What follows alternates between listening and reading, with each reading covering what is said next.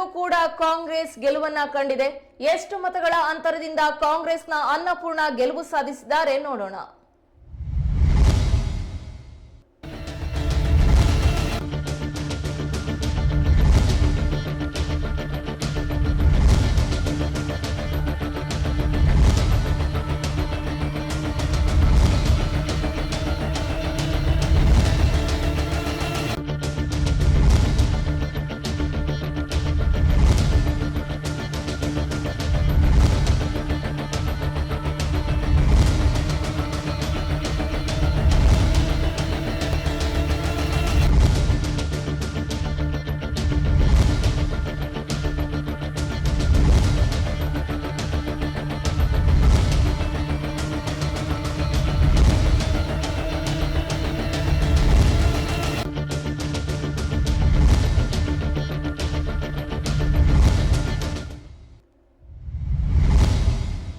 ಸಂಡೂರಿನಲ್ಲಿ ಕೂಡ ಕಾಂಗ್ರೆಸ್ ಗೆಲುವಿನತ್ತ ಮುಖ ಮಾಡಿದೆ.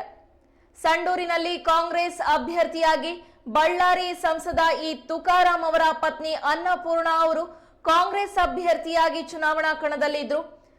ಈ ಅನ್ನಪೂರ್ಣ ಅವರು ಕಾಂಗ್ರೆಸ್ನಿಂದ 93,616 ಮತಗಳನ್ನ ಗಳಿಸಿದ್ದಾರೆ.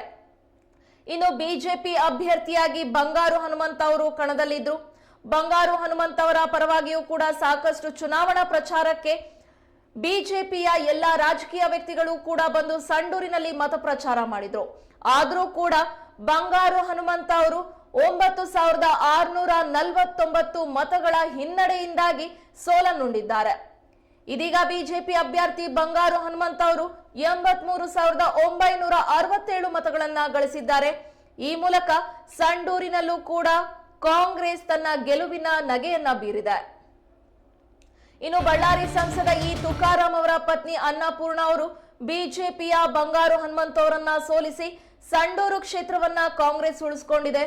ಅಲ್ಪಸಂಖ್ಯಾತರು, ಹಿಂದುಳಿದ ವರ್ಗಗಳು ಹಾಗೂ ದಲಿತರು, ಅಹಿಂದ ಈ ಎಲ್ಲಾ 3 ಸ್ಥಾನಗಳಲ್ಲಿ ಕಾಂಗ್ರೆಸ್ ಪಕ್ಷದ ಅಭ್ಯರ್ಥಿಗಳಿಗೆ ಒಲವು ತೋರಿಸಿದೆ.